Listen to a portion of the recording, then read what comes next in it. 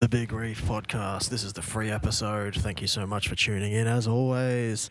I will say, if you want to hear twice as many episodes of our podcast, you can subscribe on our Patreon. It's patreon.com/Big Reef. I'm here with my brother Morgan, who is always very smiley. It's me, Morgan, the Rastafarian General, as always. Yes, we all know him and love him as the Rastafarian General. Why is it that you're calling yourself that now? I explained it earlier, something about hanging out with the Marleys, been smoking lots of huge spliffs and blunts. That's very good. We are here in the lovely beer garden of the Old Canberra Inn, recording this one live in situ. It's a beautiful vibes here. You've got to give a shout out to the staff here. Lovely. When I asked for a beer, they poured it into a glass, which is a new high for me. Morgan, I didn't realize that you were going under the Rastafarian General. Yeah. Nowadays. I've had a change of heart.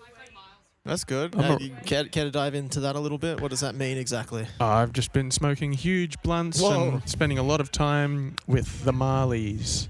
Do you know the Marleys? I'm familiar. Yeah. Who tease that out for the audience a little Well, bit? you got Marley and me. Uh-huh. Is that an Adam Sandler film? I think it's dogs. I think it's a movie about dogs. Oh. No Adam Sandler? No Adam Sandler. But it's, a true story as far as I can tell. Good. Yeah. Speaking of true stories, I watched the first episode of, what's it called? Baby Reindeer. Have you heard of this? No, I don't know. I don't know what you do. It's a TV program. It's on Netflix. It's about a guy. I don't know if that's that interesting to delve into, to be honest. Sorry. It's getting a lot of hype at the moment. First episode, okay. Only okay. What happened? It's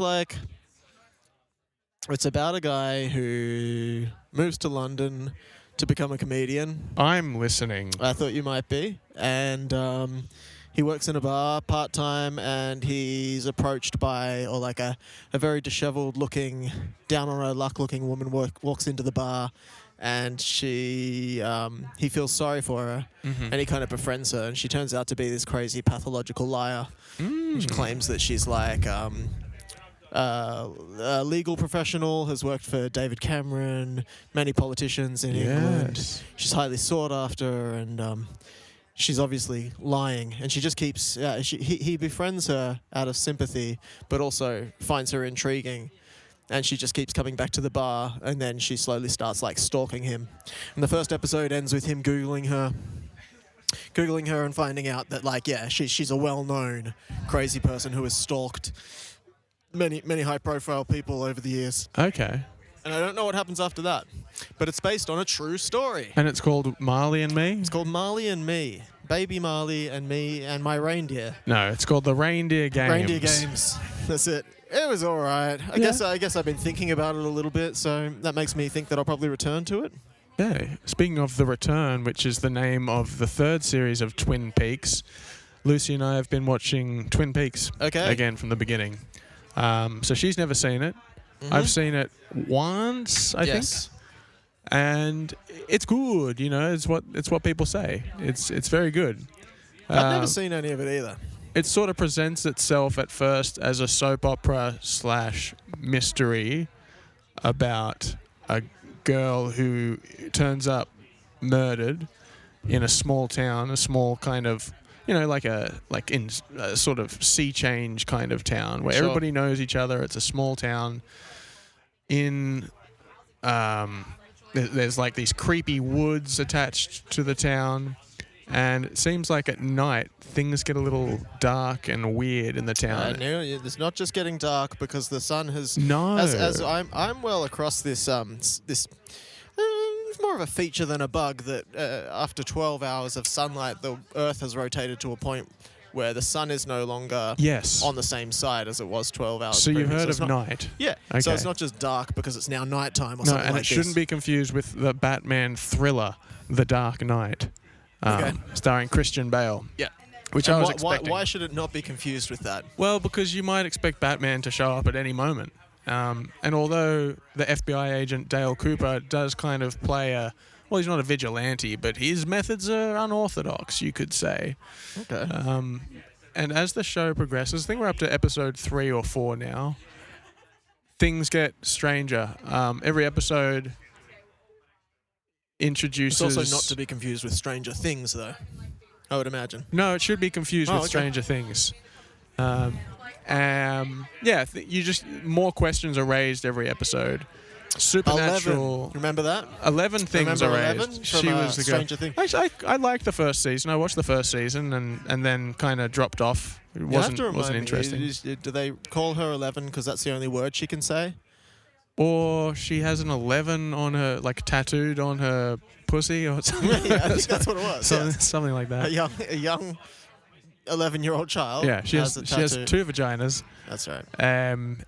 Cut that out. Please cut that bit out. Cut that out. But yeah, it's you just as you're trying to kind of figure out what's going on in this episode, the next episode raises more questions. Dream sequences are introduced, supernatural elements, to the point where the mystery of who killed Laura Palmer, which is sort of the central mystery and question, becomes less interesting, as what becomes more interesting is just what the hell is going on in this town. Yeah. Do you think that the original script or the working title for it was "What the hell is going on in this town"? Yeah, I think it was "What the heck is happening here," and the theme song was probably like or something like that. What the heck is going on in this town? And that's the way they sign off the end of every episode, I presume. And just to interrupt myself, or both of us, in tradition, as tradition foretells, we are recording this podcast at the Old Canberra Inn. Come on down for a pint of bloody beer. That's right. Their specialty, bloody beer. Bloody beer. Every episode is a different location, just like Twin Peaks. It's not too bad here tonight. It's very cold out here in Canberra. It's probably reaching... Do you reckon it's 0 degree? No way. No, it's not that cold. I'm feeling... Well, I'm sitting next to a cigarette heater. Yeah, that's what they're called, cigarette heaters. Cigarette heater. They kind of look like cigarettes at the top. They're circular, cylindrical, a smoker's red. gas chamber, maybe? Yeah. I don't know. A warm thing. Yeah. A heater. An outdoor heater. Is what I would call it, but what do I know? A warm one. A big warm mug of beer down here at the Old Canberra Inn. But anyway, it's still good. I still like Twin Peaks. And, you know, if you know anything about Twin Peaks, there are lots of fan theories about what certain imagery what the hell is going on here in this town? Or what the hell is going on in this town. Yeah. There's a lot to look into. It does feel like they are writing as they go along. Feels like a stream of consciousness. Yeah, okay. Which I think was kind of... Vince Gilligan had that with Breaking Bad, where they would get together and they would have the end of every season. Right. They would often flash forward to at the beginning of the season. Right. And they would try to write themselves into a bit of a corner and say, how do we get there? So they would write it in that order as well. They wouldn't go back after the fact and edit it that way. You're saying that like when they started writing a season, they'd write the ending first and be like, all right, now let's figure our way to that. Yeah, I think so. Like in the 5th season of Breaking Bad, it opens with Walter White, he's got his hair back. He's at a diner. Somebody serves him eggs and bacon, and the bacon is in the shape. He's shaping it into a 52, which harkens back to the pilot, where Skylar comes out and gives him bacon in the shape of a 50. I don't know what that number symbolizes. Can't imagine. But he goes out to his car, opens the trunk, and there's a big machine gun in the back. So they're trying to then say, okay, how do we get from 50 him killing Gus and 52? Yeah. And also the machine gun. And the machine gun, yeah. How do we get there? We're more intrigued about why is he suddenly gone from 50 in his bacon to 52? And why is it taking him so long? Like, why is it taking him, I would say, 2 years roughly, to count from 50 years. to 52? He's meant to be some sort of chemical genius. I see. But I reckon it's his math that held him back and meant that he eventually had to break bad because of his learning disability. Number dyslexia, they were going to call it. What is number dyslexia? Does that have a name? Numblexia. Dyspraxic? I don't know what dyspraxia is. Just dumb. Just dumb. big dumb. Yeah. Hey, we played a show last week. Oh, it was congratulations. Very nice. Thank you. Yeah, it was very good. Thanks Launched to all out the EP. Sideway people for hosting us, and all the people that came out to watch and listen to us as well. Yeah, it got me thinking a little bit, though. Something I think that you've wanted to bring up for a while on the podcast is you've mentioned to me that you wanted to have a discussion about the state of the music scene here in Canberra. Now, what have you want to get something off your chest? You want to get your chest on top of something? Tell me. No, it's more just a general thing of, I guess the question is how do people consume music?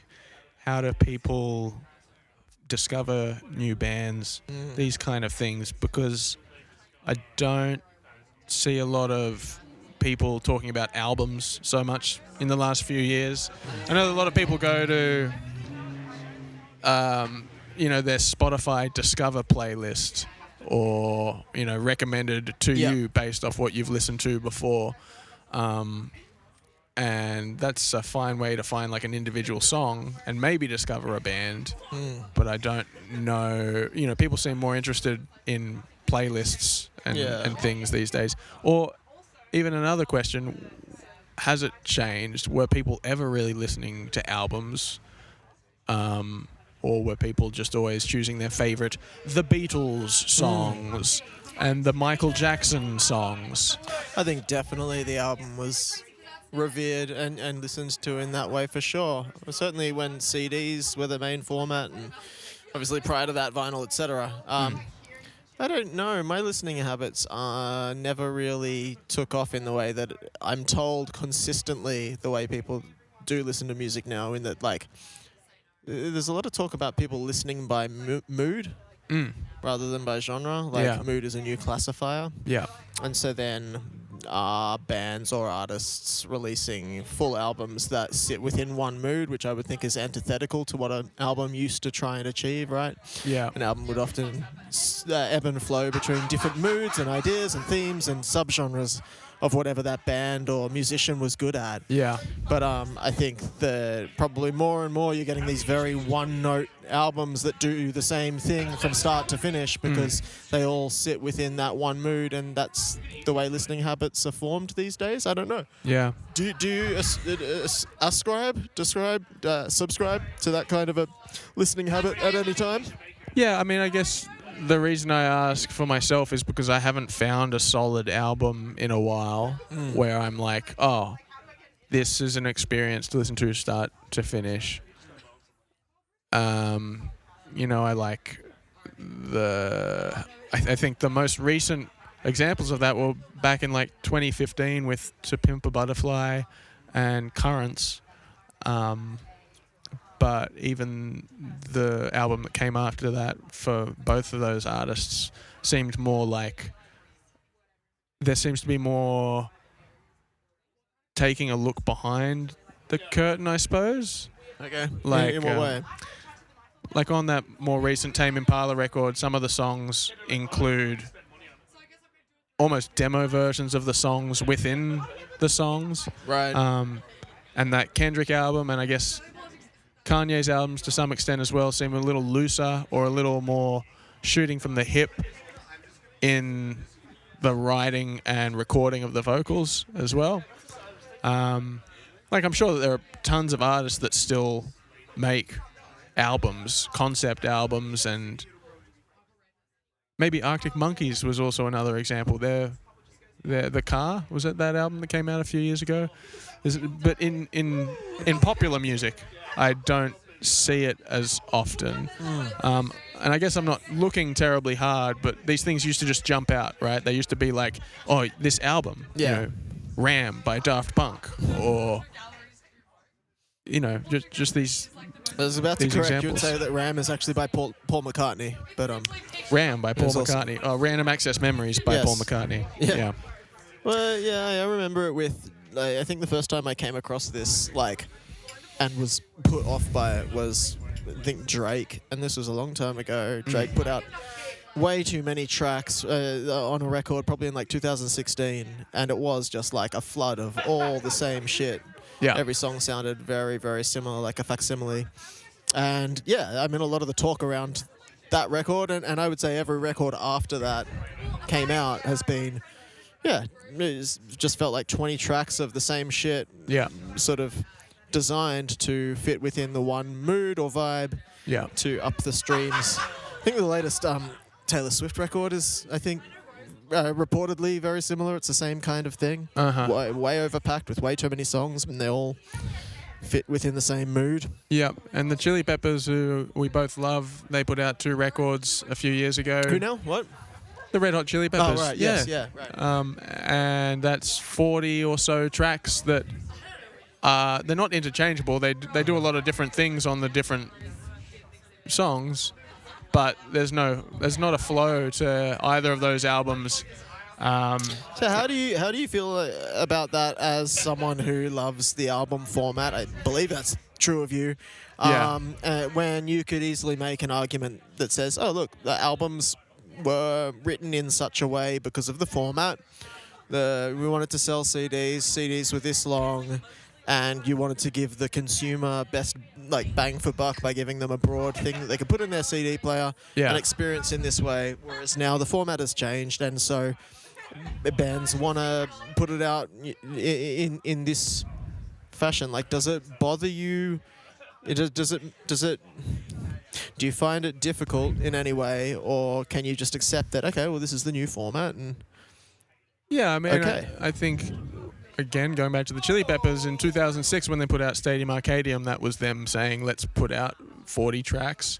And I remember reading interviews about how they wanted to make an album where you could pick and choose your favorite songs and reorder them. And every song ends with 3 or 4 or 8 of John Frusciante's guitars harmonizing all over the top of each other in a way that they would all flow into the next song in the exact same way. Right. I think if every single song is great, which in the last 5 years I've come around to Stadium Arcadium being one of those albums where every song is great, it doesn't really matter to me. The album is still satisfying to listen to start to finish.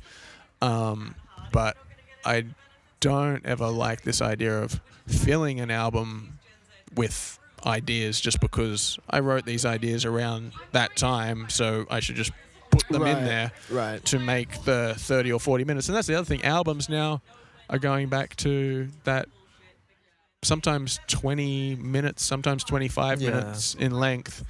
And you might be able to say, like, oh, there are 4 songs on there.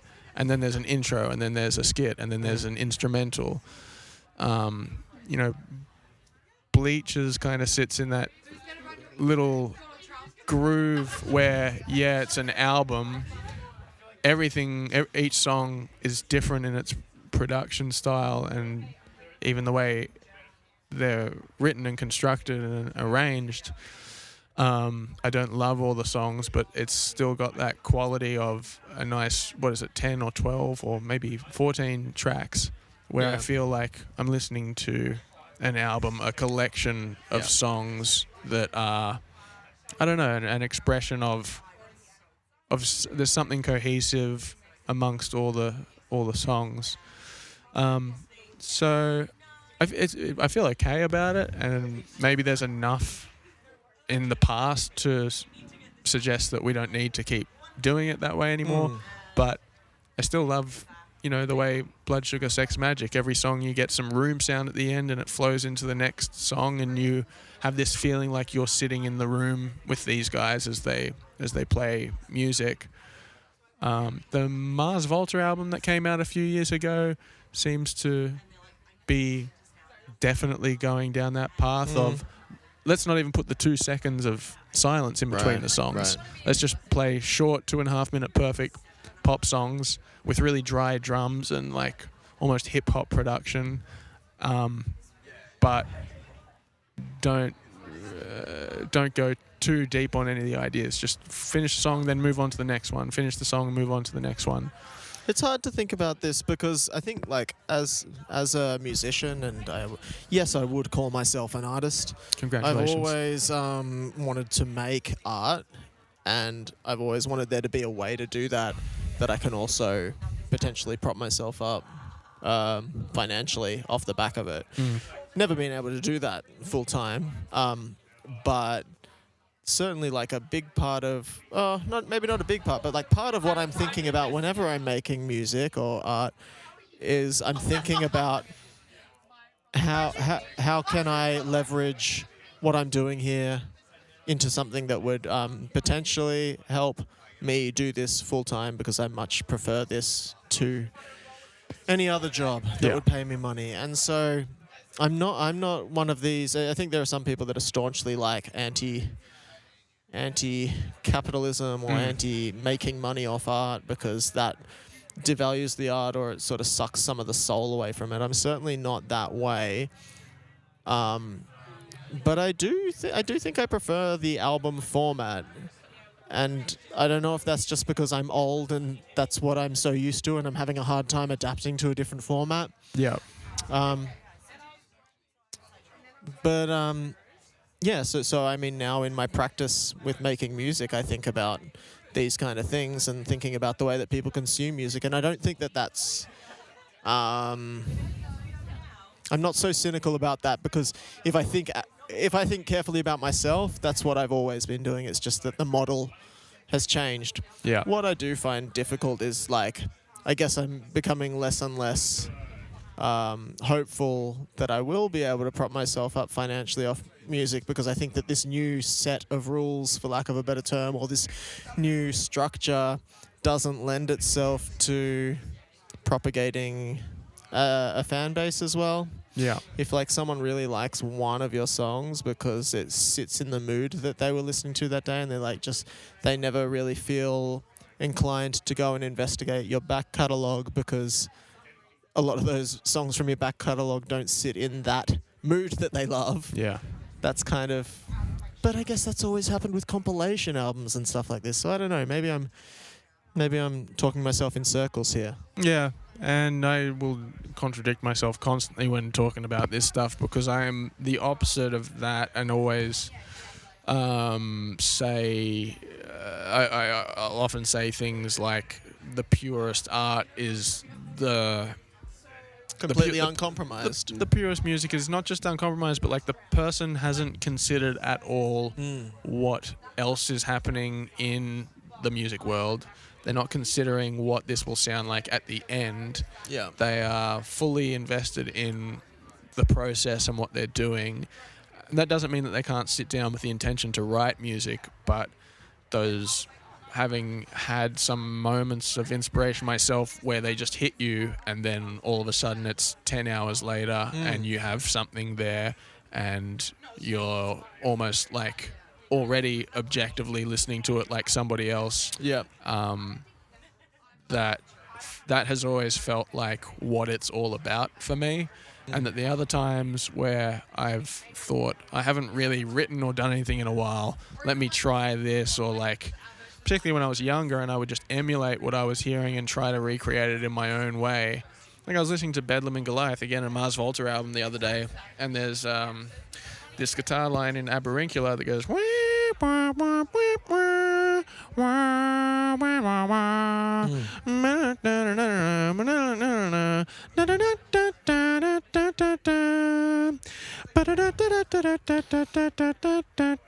don't know if I can... I don't know if I could be bothered, but I might edit the actual slice of that riff in there rather than just have you see sing if it. you can put it over the top. But I've forgotten that when I had been writing this song for my previous band when I was like 15 or something, that there was a guitar line that went Right. and that is straight from that rhythm, and like something about that. But it came out of you stream of conscious, like. Yeah, but it was also undeniably like directly influenced by that particular moment in that particular song. So there's nothing necessarily wrong with that, but when you have, I guess, no worries, when you have more breadth of influence and like become more, those things become deeper ingrained in you, and melodies or rhythms just kind of come out of you from more of a, if they're memories of things you've heard before, they're more distant and they're combined with other things. Yeah. That seems to be like a more interesting expression of an artist. I don't know, what do they say? They say good artists borrow, great artists steal. But They've never said that to me. They've never said that. I've never heard that. But, you know, there's records like that. The last two Talk records and the solo album that Mark Hollis put out afterwards, I don't think that there's really anything like that. And he seemed to have a mission statement with those records to have a lot of silence, but still, like, rely on his melodic pop sensibilities. So it's this combination of wanting to do something that has never been done before, but also not denying the fact that you can't just do something. You are what you have been before and what you've heard before. Yeah. So the idea of like trying to write something that people will like, or like that is like Childish Gambino's Redbone, or I don't know, captures a certain mood or will get people moving on the dance floor or something, is totally different to writing something that while you're writing it makes you move, and therefore... It doesn't, you interject there and say that it doesn't have to be. No. I think that, you know, you could make something that makes hundreds of people, thousands of people move, and also make you move in the moment when you're in that flow state, right? Yeah.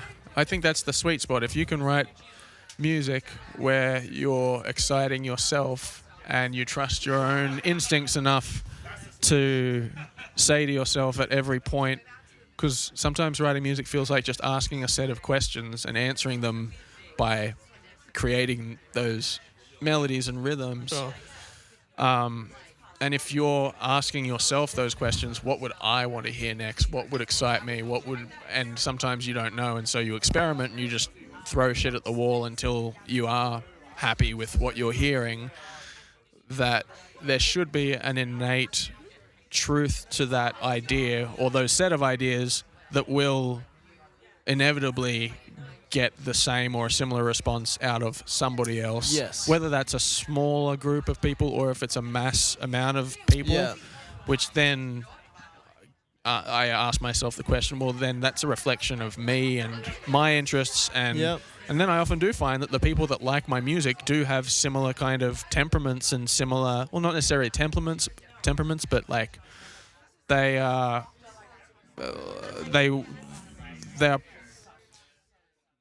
provoked by ideas that are Similar ideas that provoke you? yeah, exactly, which might not be what the majority of people would get excited by. They might find it inaccessible, or they might find it unpleasant or dissonant or something, but the only reason that those ideas come out the way that they come out is because maybe the previous ideas I was playing around with were more accessible, but now, as time has gone on, they don't excite me the way they used to.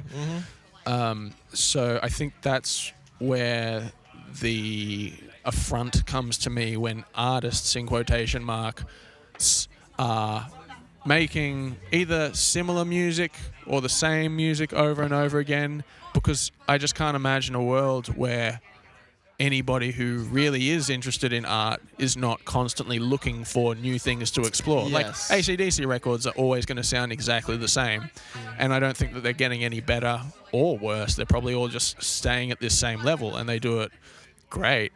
But what are they looking at to keep themselves interested? Is it just fine-tuning that snare sound? Is it just getting that mix a little bit more pumping? Is it just him doing a dance around the stage in a schoolboy's outfit in just a slightly more refined way? It's an interesting question. I think that, like, when you talk about being an artistic person or a creative, that can mean so many different things, even within the same discipline. Some people, their version of creative is really just being creative with a very, very, very small set of tools to produce a very, very small or a very slim set of outputs, right? Like, there are some artists that I love where they're I mean, Burial is a really good example. What Burial... a Burial song is unmistakable, right? And it's unmistakable because he has created his very own unique aesthetic. And whenever someone does something that sounds Burial-esque, it's like a carbon copy, and you can see that they've been influenced by him. But it's got a very, very slim set of parameters that it sticks within, and he adventures and he plays around in that very slim set of parameters, and the sounds and the palette he uses is often, it's really, really limited, but he's still able to translate through all of his songs, however similar they might sound aesthetically. He's able to communicate so many different ideas, I think, and present it again in a way that's always exciting. Some people want to, make the most ridiculously over-the-top camp pop song, and then they maybe want to make 5 minutes of tape loops. Yeah. And I don't know, like, it's very hard for me to not think about, in any art discipline, not think about how you can divide what you make into markets. Yeah. Which is, it's this very gross commercial side of art that's often exploits artists. It's often the way that art gets pushed out to people. But the question that comes up when I think about that is, I'm interested to get your take on this. How do you feel about if you were just making your art day in, day out, whenever you can find time to, you make the things, it's fulfilling because it's unbelievably enjoyable in the moment. It's unbelievably rewarding to make something and to finish it and to get these emotions out through your communication style. Why do you feel any drive whatsoever? Do you get any enjoyment whatsoever out of the part where you go, I want to share this, and not only do I want to share this, I want to try and share it on as big a scale as possible? Do you ever think about that? Do you ever feel that need? Yeah, I do, but to me it feels like some sort of evil force that the more I look forward to it or revel in it or reflect on it later, the more those feelings are just like the musical influences will ingrain themselves in me and inform what I do next. Right. So you're worried that if you finish a song and you go, great, now I want to try and get this song to be heard by as many people as possible. I want to run an ad campaign. I want to ship it out. I want to send it out to all these publications or a label or whatever it may be. I want to play this live. I want to get 100 people in a room to hear this. I want to show this to all these people. You worry that whenever you have those kind of feelings and start following those intuitions or feelings, you feel like you're being poisoned. Is that too rough a way of putting it? Do you feel like this is antithetical to the practice? This is...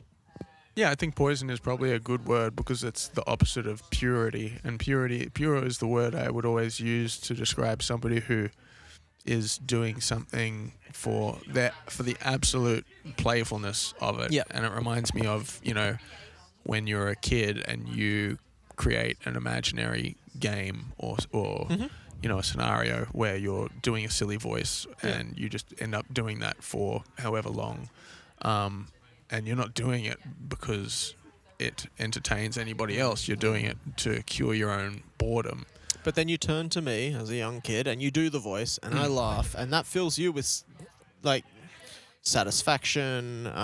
It makes you laugh maybe. It fills you with glee. It makes you feel proud. It makes you feel happy that that your idea that you came up with brought joy to someone else. It maybe makes you feel a little bit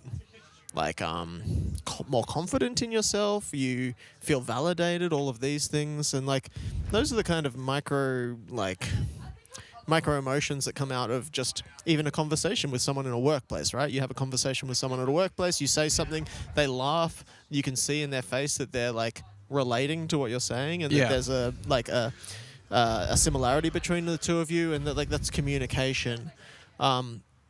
I guess I think about this a lot because I'm quite driven to try and get my music, our music, whatever it is, out in front of people. And I know that part of the reason that I'm driven to do that is maybe it comes from an unhealthy place. Part of it comes from what an artist, or like what you, I think, just did say, an unhealthy place from a standpoint of it'd be good if this could make some money, so I can keep doing it, and not have to do other things. But certainly I think like a decent part of it comes from that same human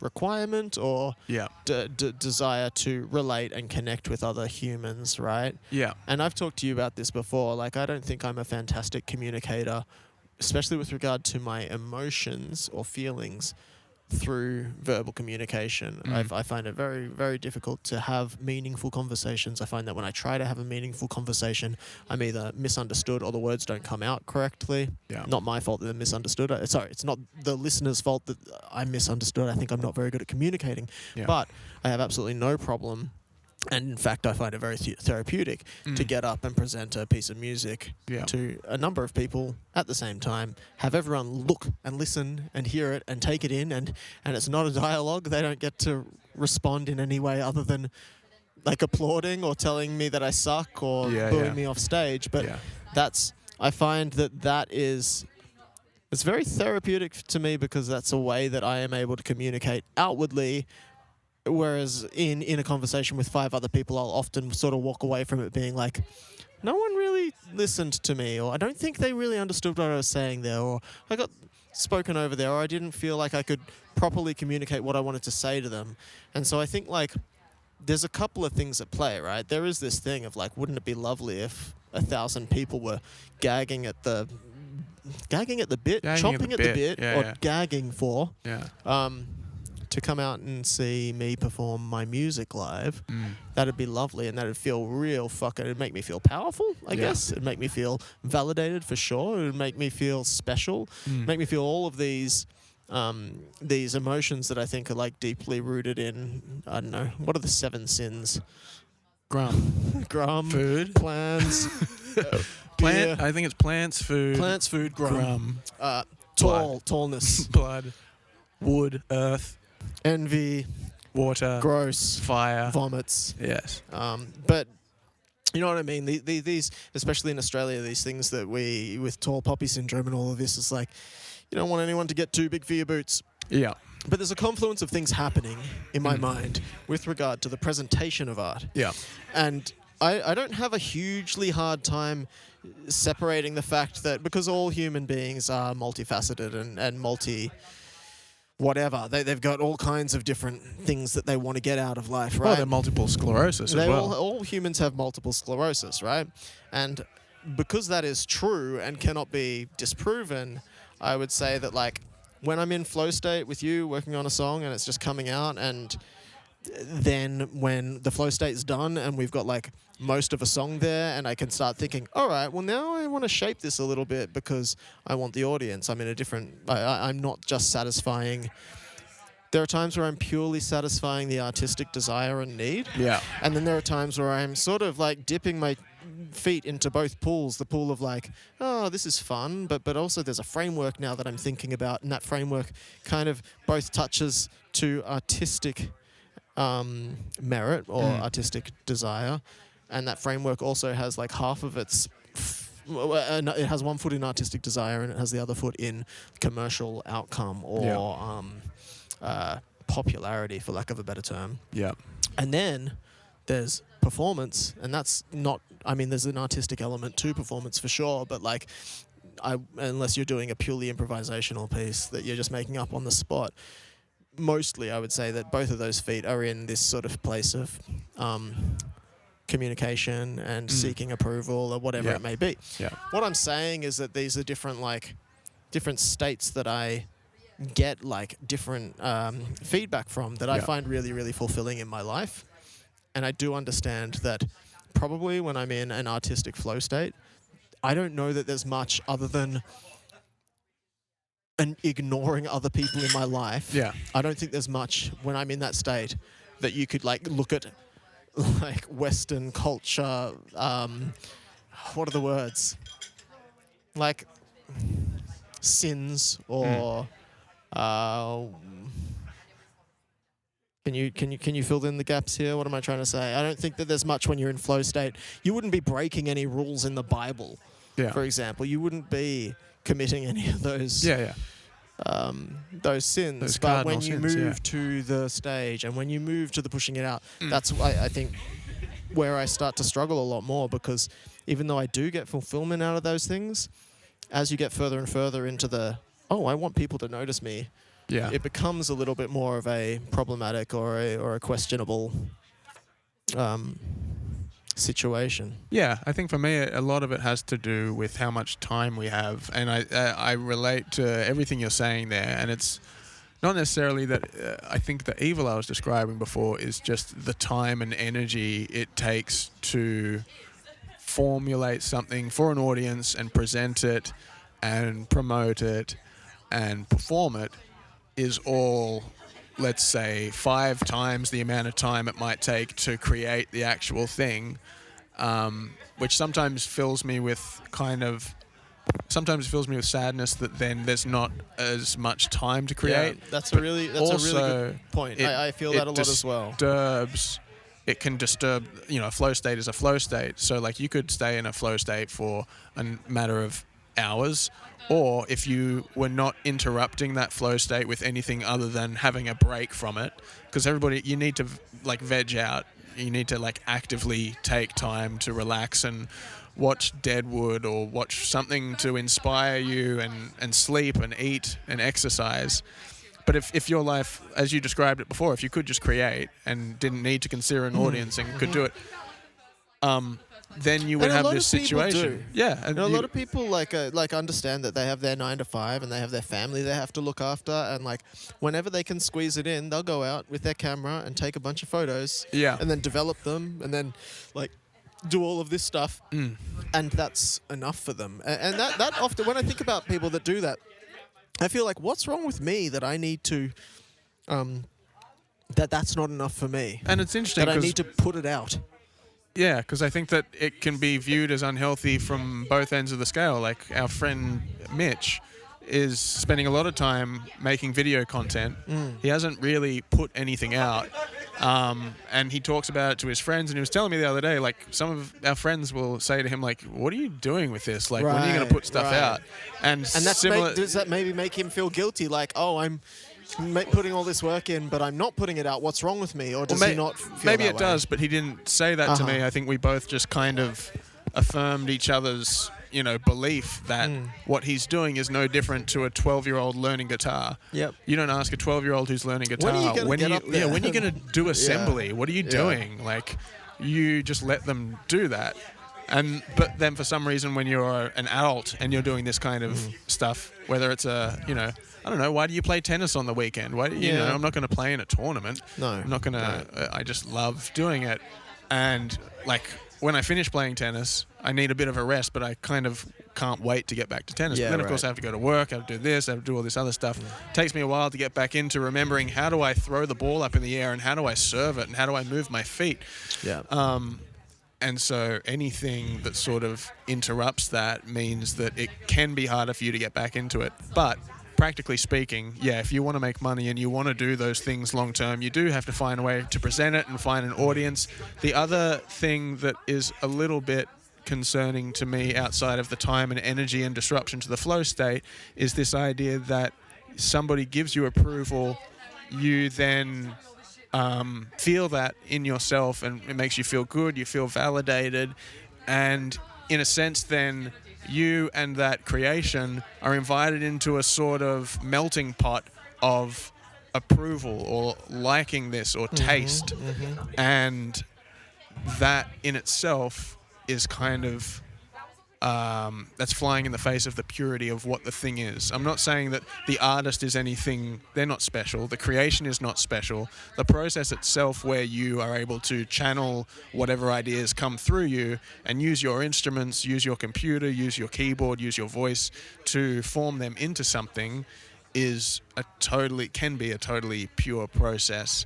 But once it enters into any kind of zeitgeist, no matter how small or local or however small the audience is for it, and you get feedback, and people tell you what they liked about it, you then have this idea, when I do this, it gets this response. Right. It's the rat getting the cheese. The rat gets the cheese, and it impacts what you do next. The next time you hear yourself doing something like that, you have in your mind that echo of the voice of the person saying, I liked that thing that you did there.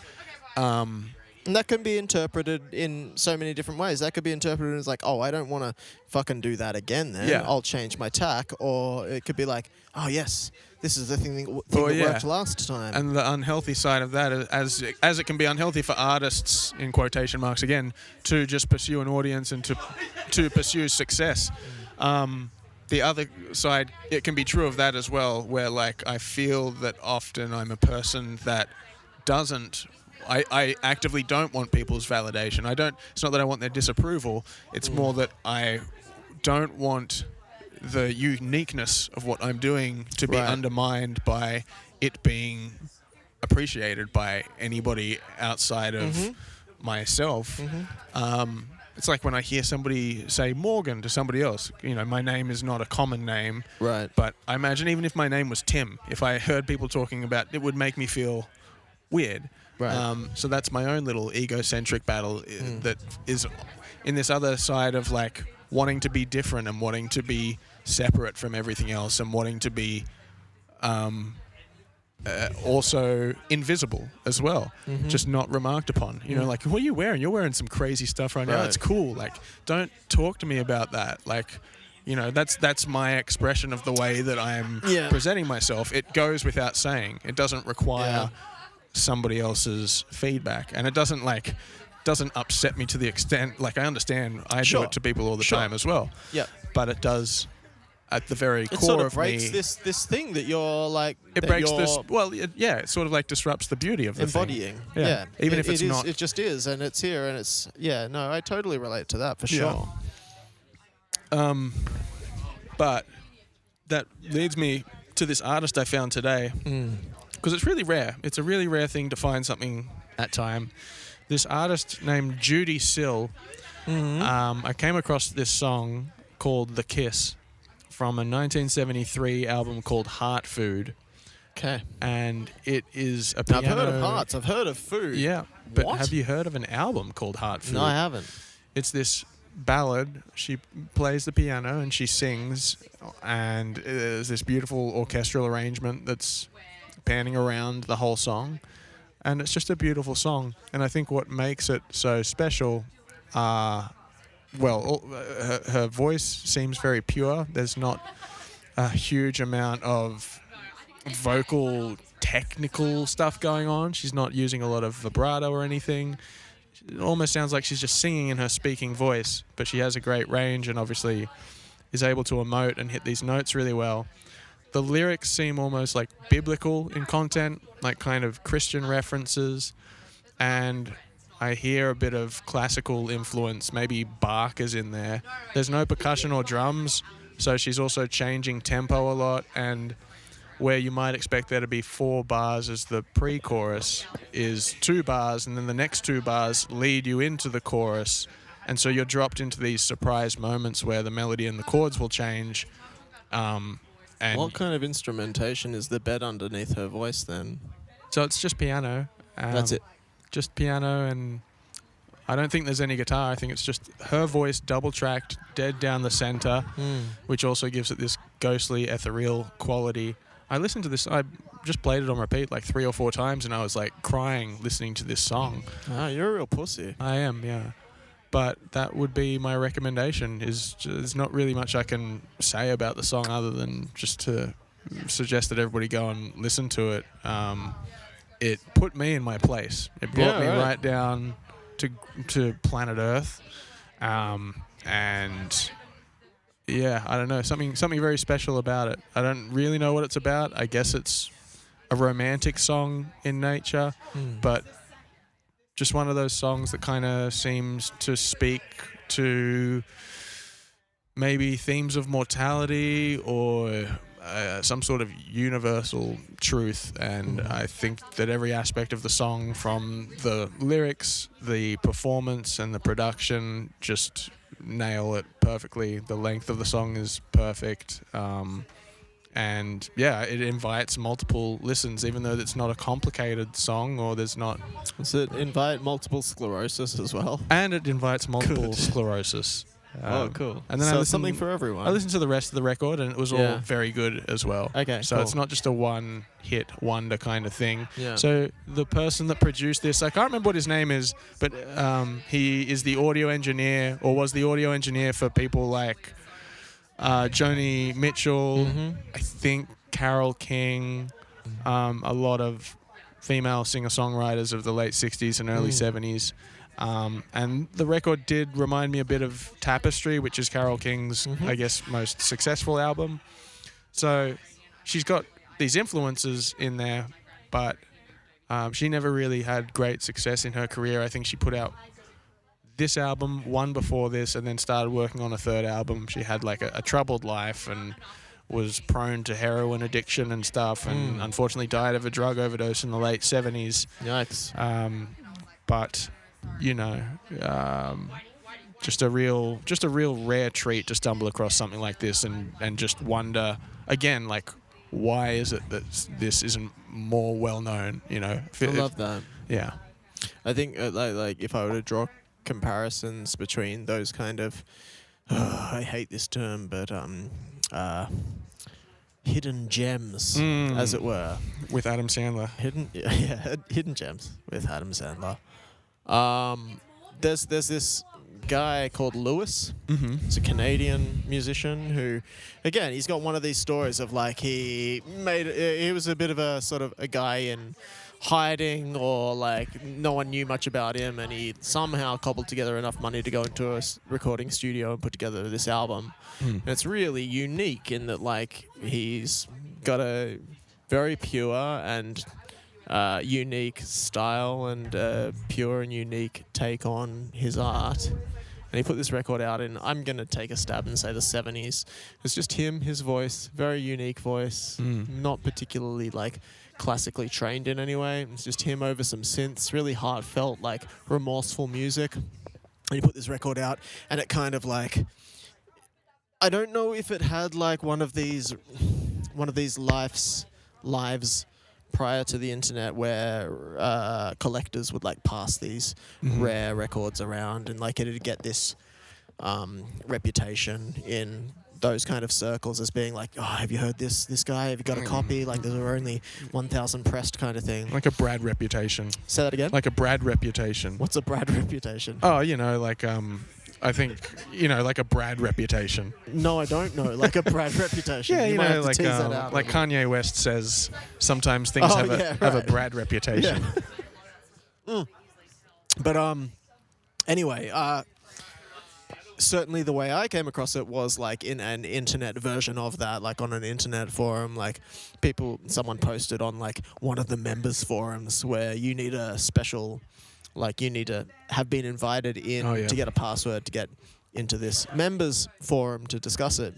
People were like, someone posted a rip of the vinyl and said, you guys know this shit? And then just like 100 pages over several years of people like coming across it in that members forum and being like, this fucking rips. What's the deal with this dude? There's no information about him online anywhere about Lewis or his records.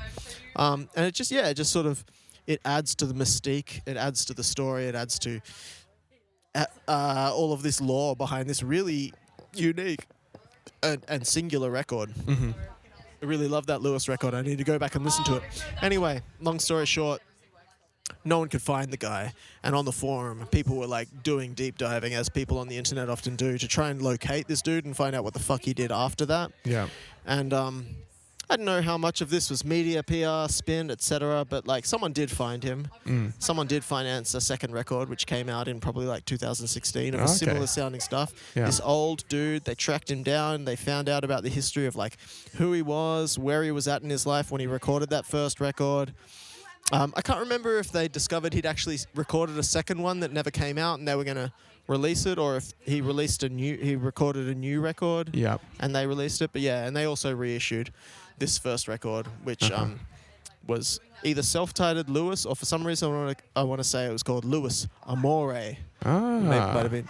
But yeah, I love stuff like that, and now I need to go back and revisit Lewis. Yeah. You should check it out if you can. I'll check Lewis out. Yeah. I do love that kind of stuff, and it kind of it's something that I think about a little bit with regard to what we were talking about before, when it comes to the way that people consume music these days through Spotify, etc.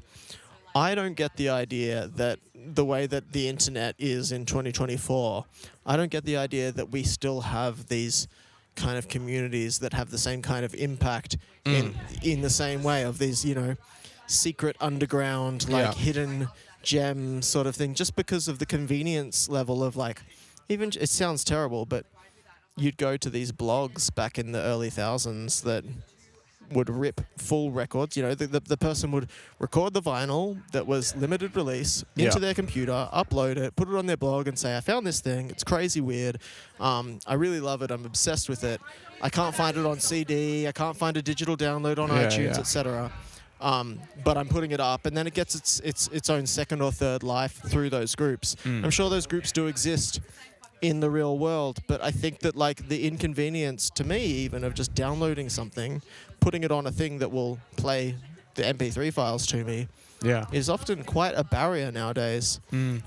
Maybe I'm just out of touch. Maybe it's me that's wrong. Yeah, well, maybe it's the kids. I've been searching for those communities as well. As recently as today, I was looking up college radio stations and just listening to live radio in Minnesota and stuff. All these radios, KRWC and CD Up Sugar, the Boogabi. And 555. And 555.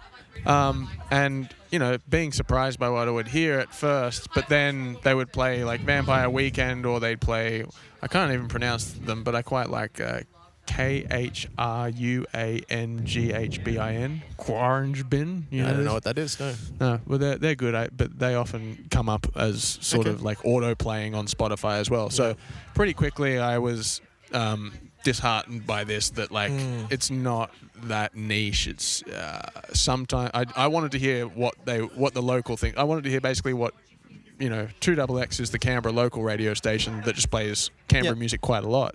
I wanted to hear the equivalent of that in all these US cities, and I think that they probably have specific programs where they do that. Maybe I was just listening at the wrong time, but yeah, that's something that I've been looking for as well. And, you can scroll around on Reddit forums and stuff and see what people are listening to. But, yeah, often it'll be people bring up things that aren't that niche. Like Nick Drake is another singer-songwriter from the early 70s that I think only in the last 10 or 15 years has become quite well known. And who's that? Daniel Johnston as well. Daniel Johnston. The name rings a bell. He's another guy who I think he died about 5 or 10 years ago. Jay Dilla almost fits into this category as well. I think Jay Dilla does, in the sense that Jay Dilla has so many beat tapes and stuff like this that I presume are just not on streaming services. Beat tapes that allegedly were shipped around to record labels, 50 beats in a row kind of thing that is shipped out to the record labels to say, here's what I made in the last couple of months. Any of your artists want to rap on them? Should I flesh these out? Yeah. Can I just jump in? We had one of our listeners reach out and talked exactly about this after listening to our last podcast. We were talking about Daria, and we were talking about how there's a version of Daria you can get that has the original soundtrack with all the original music, which were, not hard to find hits, alternative pop or alternative techno, alternative rock hits from the day, spliced between each scene. I'll just read what this is from Cameron, a very supportive Big Reef fan. He said, also, on the MTV music licensing thing, I know it sucks when they change soundtracks, but this one, Batman adjacent show from 2002, had a popular song changed to this really obscure band for home media that released... So I think what he's saying is he was watching a Batman adjacent show from 2002, and it had a popular song maybe as the opening titles, but for DVD they had to change it because they couldn't afford the licensing, and they changed that song to some weird obscure band for the DVD releases, etc., that only ever released one album and dropped off the face of the earth with no trace. Then he found a copy of their album, and it's honestly one of my favorite albums. Mm-hmm. I don't think anyone would know about it if it wasn't the band that was used in the home media versions of this. It's a band called Dirty Beatles? Children. Oh. It's a band called Dirty Children with a record called Shut Off the World. Now I'm looking at because he sent through a screenshot of the artist from Apple Music with the album cover, and it does not look, I'm sorry to say, Cameron, it does not look, based on the marketing and the way that they've put this album art together, it does not look like it is extremely my shit, but I'm yet to listen to it. But I do love these kind of things. I think a music journalist that I used to really enjoy called Chris Ott talked about these kind of bands under a video essay he titled The Great Disappearing. Mm-hmm. The Great Disappearing, referring to any bands that decided for whatever reason or still owned the master rights to their recordings rather than an EMI or a large record label. Because they owned the masters to their recordings, they decided not to make that big jump across to streaming services. And so you would find, certainly way back in 2011, 2012, there are a lot of albums missing from these streaming services. It's not so much the case anymore. A lot of them have joined since. But there are bands and full records that aren't there and maybe hold this status and maybe are in these groups that I'm not aware of because I'm too busy to try and find these groups and communities that talk about quote-unquote hidden gems. That's my little interjection there. Sorry, you had something to say. No, well, I was just going to say that there are these other artists that I think are fairly well known in certain circles. I came across this group called Bark Psychosis about a year ago. They put out 2 albums across the space of 15 years. And when you read up on the guy behind the project, he was just a DJ in between those 2 albums, and I think pretty successful as a DJ. But there's something very special about these albums that reminded me of Portishead, that reminded me of Talk Talk. And then when you look at the credits, the drummer on the second album is the drummer from Talk Talk. I see. And then I think I even went to Sideway like a week later and somebody was playing, and afterwards I was like, that reminded me of Bark Psychosis. And they were like, yeah, that's totally one of our main influences. That's nice. So it's weird when these synchronicities happen, but that's often a good way to find things as well. Because when I looked into Judy's, the engineer, as I said, the engineer was the same guy who did the Joni Mitchell albums. He did Leonard Cohen. There is like a thread of spiritual, soft acoustic rock music through there. So just looking at, and you can do that with obviously directors and stuff like David Lynch. Oh, I love Twin Peaks. What else has he made? Who is in that movie? Well, Kyle MacLachlan's in Twin Peaks. What else has he been? I watched June. So you can get a certain similar flavor from those other projects and sort of follow your nose and go from one project to the next that way. And that's my favorite way to discover things, is it feels more like you're going on your own personal journey of interests instead of just leaving yourself open to what is Spotify going to suggest to me, or what's the radio going to play to me. Well, although that as well is satisfying when something does grip you and you're like, oh, cool, I didn't even have to try to find this. It found me. I think that's a really human thing that we have, like, throughout the release of media, whether it be film, whatever, art, music. I think we as humans, especially those who take those art forms maybe more serious than others, or are more invested in those mediums, we often I think we often find ourselves in this really enjoyable game of, for lack of a better term, crate digging and finding the stuff that's maybe someone missed it. Maybe there's something that really should have, and of course there should be, so much shit out there, because as we know, so much of this is predicated, so much of the success of art is predicated upon, do you have the finances, do you have the connections, do you have the godfather to help you get it out there. What was I going to say? Sorry. But it reminds me, this whole idea of finding things that are tangentially relating. Finding Nemo. Well, speaking of animals in movies, I was going to say, I watched The Green Mile the other day, which I'd seen.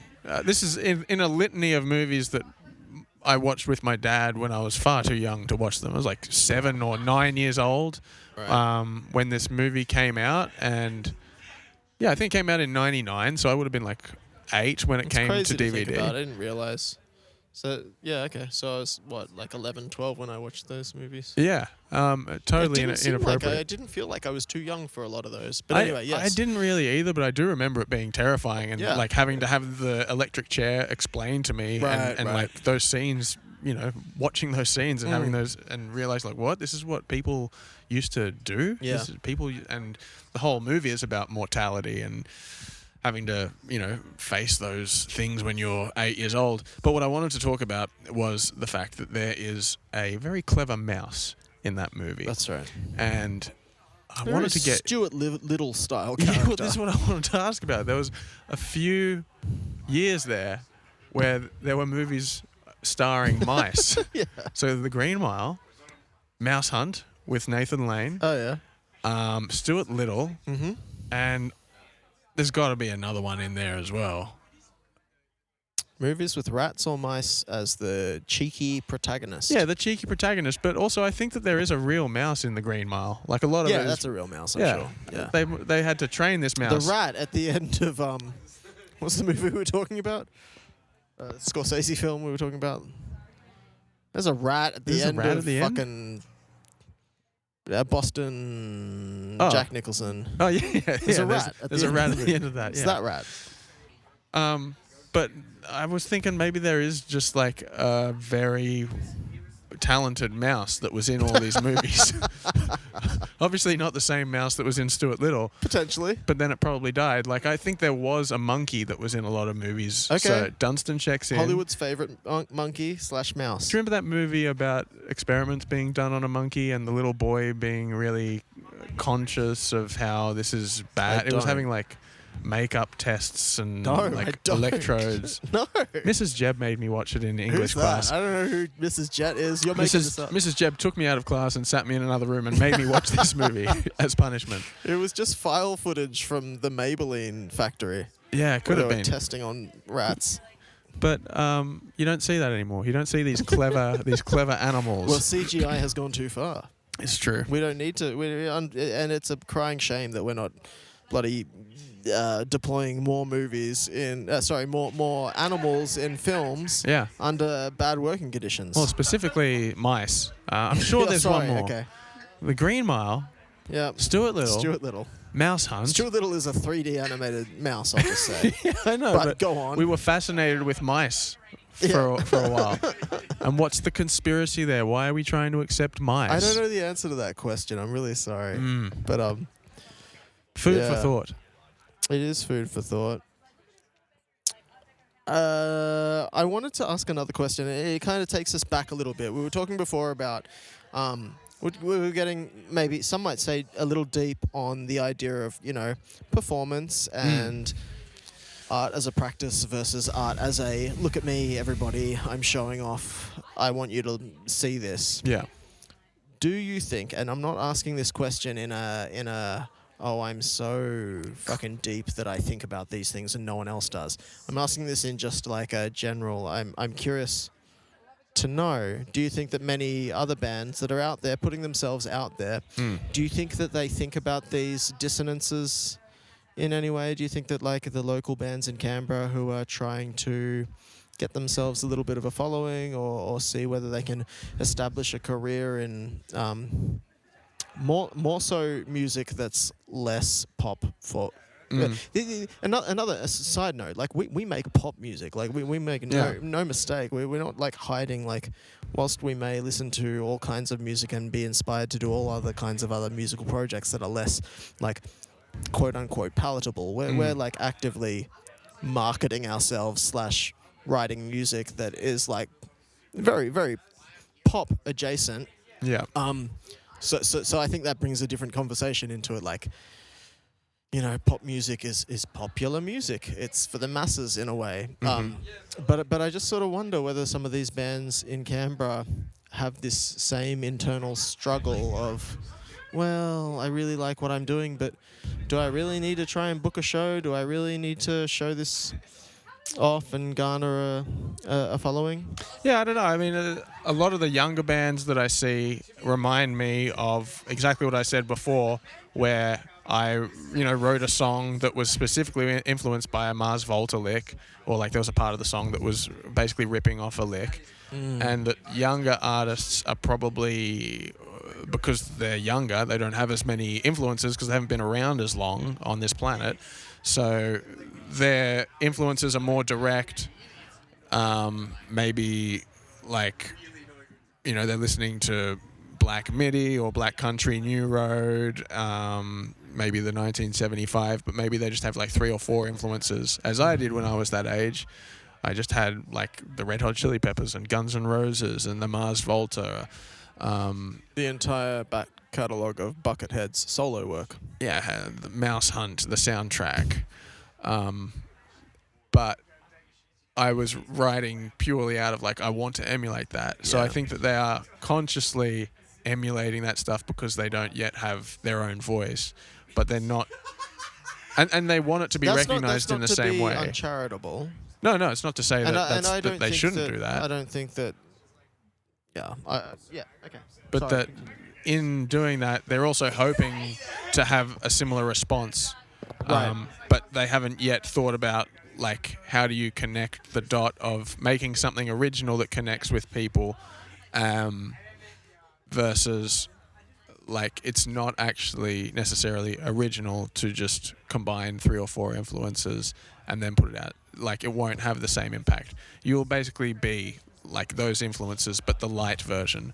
There was a local band that I was obsessed with that you produced some music for when I was very young that were very similar to the Red Hot Chili Peppers. And I loved them, probably almost as much, if not more, than the Chili Peppers because I got to see them in person and I got to then emulate what they were doing as well. But they were not really, I guess, doing anything too original. And they also had... I would push back a little bit on younger bands of right now because I think that they have so much more access than we did when we were that age. And so I think because of that, maybe they have an accelerated version of taste in music. Like I think because they just have literally everything and they don't have to, pass over $30 every time they want to sort of maybe explore this new band or whatever it may be. Yeah. Maybe they're further developed than we were at their ages, and maybe that's not so much of a facsimile of the 5 bands they hold as like sacrosanct. Possibly, but I think when you're younger as well, you are more inclined to listen to your elders and hear what they think is good and subscribe to that. So a lot of these bands would, not a lot of them, but some of them might say like Radiohead, who, I think universally anybody could say is are great. Yeah. And there's a lot of great things you can draw from them from just listening to them and internalizing their music. But that they're so huge in what their reach is that it again becomes part of this melting pot that if that's going to be one of your main influences, you better be aware that there are also a lot of other people's influences as well. So as you get older, you find sort of the bands that are derivative of Radiohead or influenced Radiohead, like Khan influenced Radiohead, and so you say, okay, that's where that came from. And Yeah, now I get a more Kanye West, you mean? Kanye West. Kanye West. They've got a bad reputation. Yes. No, they're a krautrock band from the 60s, 70s that sort of had this, break beats with very simple bass lines and sparse guitar lines. We call it krautrock. That's what they call it. We call it krautrock. And yeah, the people that have come after Radiohead and been influenced by Radiohead, but throw their own things in the mix, like Arcade Fire, a band that are heavily influenced by Bruce Springsteen. So you can, almost like a family tree, pick the influences of the influences, and over time start to hone in on those little things that make those bands special as well. But to begin with, yeah, you're right. There's more exposure to more influences, but I think people still generally gravitate to the same big overarching influences of Led Zeppelin, Radiohead, Kanye West, these huge impactful people that for a reason are impactful. And it's only when you get a little bit tired of that easily accessible music, that you might dig a little bit deeper and listen to like a Mid-Lake album that is clearly heavily influenced by Fleetwood Mac, but modernized, and they're writing concept albums about two people frolicking through the woods or whatever, and that raises more questions for yourself, like, so this is what people can do when they take their influences and push them in a particular direction, rather than just taking the influences and combining them. Like the other end of the scale, there's this great band called The Absentee in Canberra, and they're a little bit older than us, and there's a lot of prog rock influence in their music. But I remember talking to them after a show once and be like, do you guys listen, like, you love King Crimson and Genesis and Tool, I'm guessing? Like, yeah, kind of. So it wasn't like a huge thing for them. Right. But they have current influences that are in the same vein as them that they listen to as well. But over time, they've just become so, I don't know, like acclimatized to that kind of constantly changing time signature and polyrhythms going on, that they do make something that to me is totally unique, even though it's reminiscent of those influences I mentioned before. There's no denying that they have approached it from their own personality and their own artistic sort of vision is permeating primarily. Yeah, definitely. So I mean, I think that's the case no matter where you go. Canberra's no exception to that, but I don't know where all of the artists are that are purposefully trying to create something new and different and unique, which there is always a little part of me, if not a large part of me at certain times, that is saying, what's the point of doing any of this if it's already not been done? Yeah, and if it's not going to be some new way of interpreting these Moving things. the conversation in a new direction. I'm putting out how, if I could write this music. To come back to that question, like, maybe the answer to that question is just when we come back to flow state, when you're in the state of like creating and you're not thinking about any of this stuff, you're just enjoying being in a state of creation or creativity and being in a state of like, oh wow, magic is coming out of me, and I'm magically like, I'm summoning like something in my spirit, in whatever it may be, and putting it onto a piece of paper or putting it into a recording interface, or like something. I'm possessed and it's coming out of me, and this is so enjoyable. I'm in this moment and I'm not thinking about anything other than getting this thing out of me through my artistic means. Like, I mean, like, you can have that experience and only have ever listened to one band in your entire life and think that that is the be-all and end-all of music. You can still have that, like, for lack of a better term, religious experience of, like, creating art, even though your reference points are so few. I don't think that when they're in that state, I don't think anyone is capable in that state of, like, thinking, but how will this play if I chop it down into a 20-second TikTok? Where's the hook? How will I market this? I don't know that it's possible. Maybe I'm wrong. Yeah. Well, I don't know. The only way I can break it down is by going through individual bands and saying, like, yes, they do it. No, they don't do it. And we'll be doing that on the next podcast. Yeah. I mean, another great example is Mr. Industry, who used to be a Canberra band. They moved to Melbourne, but I would take every opportunity to go and see them play. Very young, exciting sound that is undeniably drawing from Radiohead and Black Midi and I want to say Mars Volta, but I don't know if they've ever heard Mars Volta, but there's that sort of aggression in there. And I think they do that really well, where they write from their flow state, from their sort of their heart and soul, and it seems pure. And the way that their songs are structured is it's always ecstatic. Like, every moment has its place, and nothing is drawn out for any other reason than we need to revel in this moment right now. They'll have long sections. They'll have long outros, which are climactic, and they'll have big crescendos. They're quite dynamic. they, 2 guitars, bass, some synth sounds, drums and vocals, so kind of standard rock quintet. But yeah, you're right. It's nothing kind of new necessarily. We've seen these bands at the drive-in had a similar energy, I think. But when you can, it's impressive when people can take something like that that's very familiar, but still undeniably unique to their interpretation of those influences. They inject their personality and their own points of view into their music. Yeah, but they're not just trying to let's rewrite Reckoner by Radiohead. Right. They've actually devoured the music and are now interpreting what they've heard in their own way. Whether they're aware of it or not, they're not just trying to do what Taylor Swift does. Nothing upsets me more than just seeing a man or a woman behind a piano playing all the white keys and singing ballad after ballad.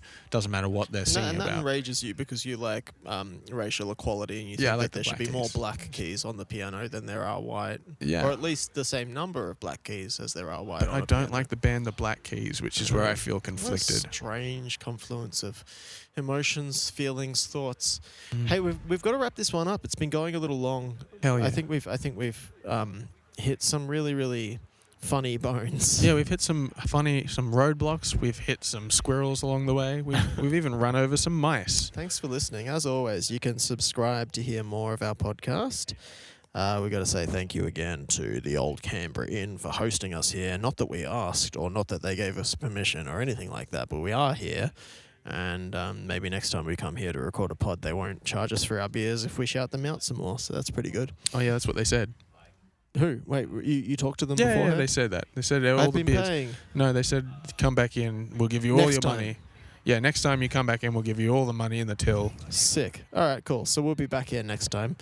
Thanks for listening. Patreon.com/Big Reef. Please subscribe, support us, because I think in this climate, it's the only way that you are actually going to make a difference to our the red or black lines in our bank accounts with regard to the Big Reef budget. So Morgan doesn't care, but me right here, I'm still just hoping, holding out hope that maybe this will be my full-time job one day. Goodbye. And as we like to say, I know Kung Fu.